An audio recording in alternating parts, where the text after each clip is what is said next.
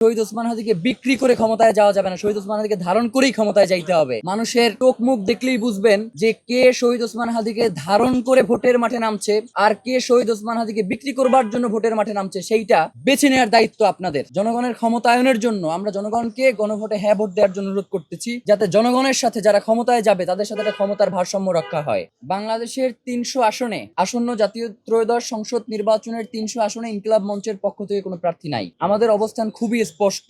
আমরা জনগণকে দেখবেন যে আমরা 300 আসনেই ক্যাম্পেইন করতেছি। এই ক্যাম্পেইনে আমাদের বার্তা খুব সুস্পষ্ট।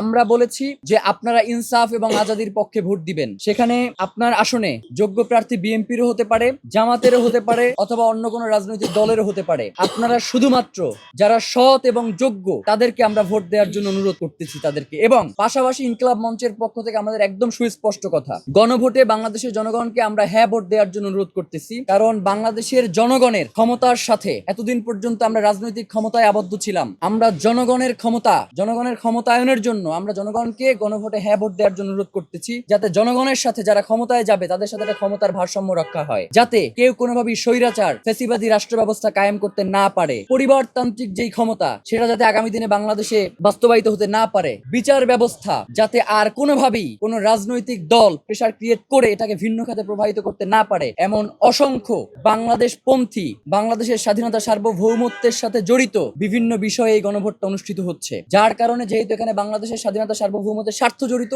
আমরা সেজন্য বাংলাদেশের জনগণকে গণভোটে হ্যাঁ দেওয়ার জন্য আহ্বান জানাই। কোন প্রার্থী সে ঢাকা 8 আসনের হোক বা ঢাকা 24 আসনের হোক, এইটা আমার দেখবার বিষয় না। শহীদ ওসমান হাদিকে শুধুমাত্র ইনকিলাব মঞ্চ ধারণ করবে এটা আমরা বিশ্বাস করি না, কিন্তু শহীদ ওসমান হাদিকে ধারণ করতে গিয়ে তার আদর্শকে যদি কোনোভাবে ভুল ভ্রান্তির মধ্যে দিয়ে নিয়ে যাওয়ার চেষ্টা করে, সেখানে অবশ্যই ইনকিলাব মঞ্চের দ্বিমত রয়েছে। এবং আপনারা প্রত্যেকে আপনাদের জায়গা থেকে, আমরা শুধু বললেই হবে না, আপনারাও আপনাদের জায়গা থেকে মানুষের চোখ মুখ দেখলেই বুঝবেন যে কে শহীদ ওসমান হাদির কথা বলছে আর কে শহীদ ওসমান হাদিকে ধারণ করছে। যার কারণে এই পুরো ব্যাপারটাকে আমরা জনগণের হাতে ছেড়ে দিলাম, যে কে শহীদ ওসমান হাদিকে ধারণ করে ভোটের মাঠে নামছে আর কে শহীদ ওসমান হাদিকে বিক্রি করবার জন্য ভোটের মাঠে নামছে, সেইটা বেছে নেওয়ার দায়িত্ব আপনাদের। ইনশাআল্লাহ আমরা তো মনে করি যে বাংলাদেশের জনগণ এখন এতই সচেতন এবং ভোটের ব্যাপারে তারা এত সচেতন, যার কারণে এইখানে শহীদ ওসমান হাদিকে বিক্রি করে ক্ষমতায় যাওয়া যাবে না, শহীদ ওসমান হাদিকে ধারণ করেই ক্ষমতায় যাইতে হবে। যার কারণে সারাদিন শহীদ ওসমান হাদির কথা বললেও ভোট পাবে না, এই ব্যাপারে নিশ্চিত।